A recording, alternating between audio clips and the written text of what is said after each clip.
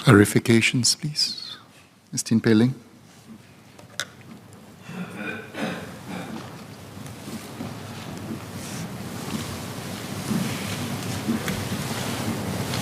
Thank you, Mr. Speaker, and thank you, Minister, for the update. It's good to know that there have been good progress and achievements. Given the advancement of technology as we move into Web 3.0, as preferences and habits change, amongst our people and business models as well, and with new use cases, I would like to ask whether there has been any update to the vision of Smart Nation. Also, would the e-residency already be on the agenda? Thank you.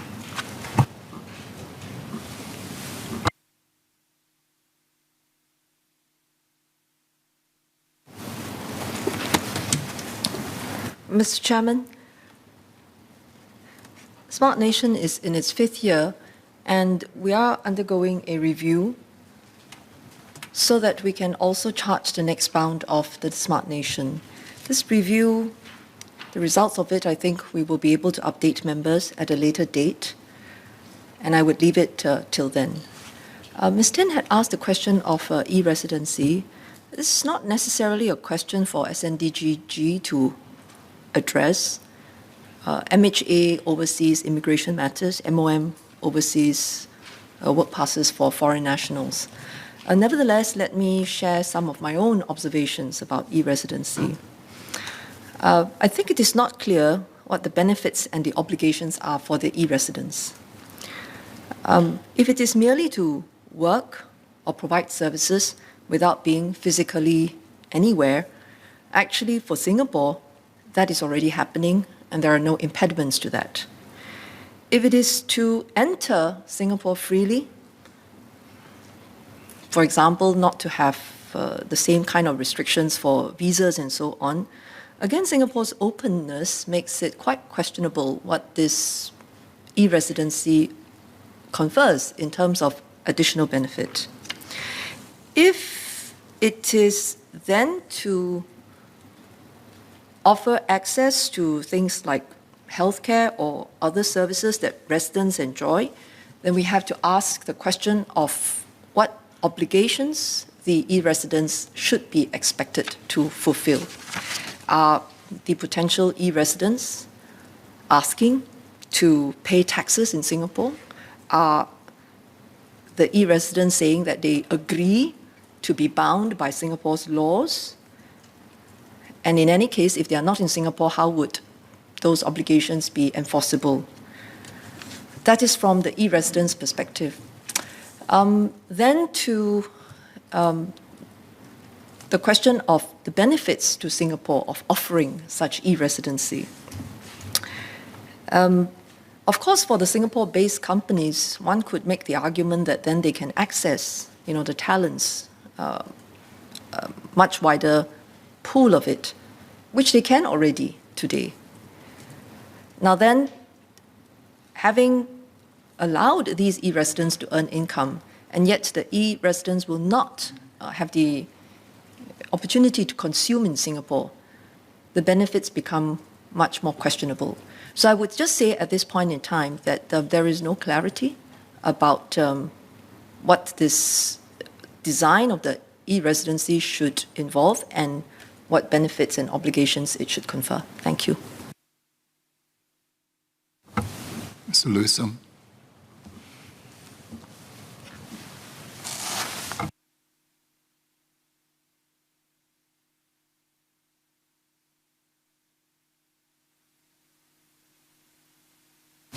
Thank you, Sen. I thank Minister for the response, and I'm glad it's a different reply.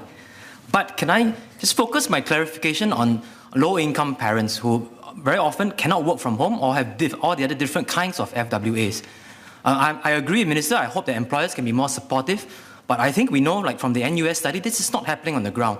So could I ask the government specifically for low-income parents, what are we doing to help them to have some time off when their child is sick, or at least when their child is born? Thank you.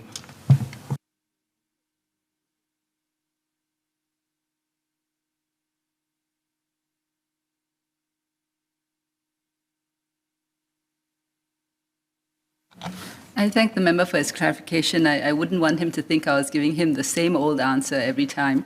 I think as far as low-income workers or employees are concerned, they too are on our radar.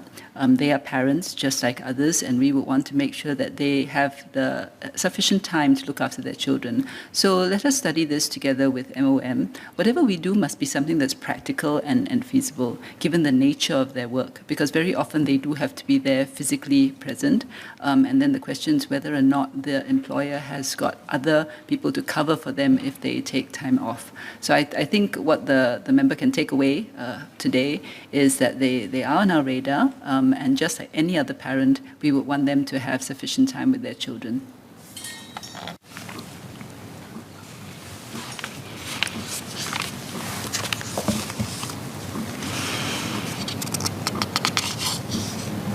Ms. Tin Pei Ling, would you like to withdraw the amendment?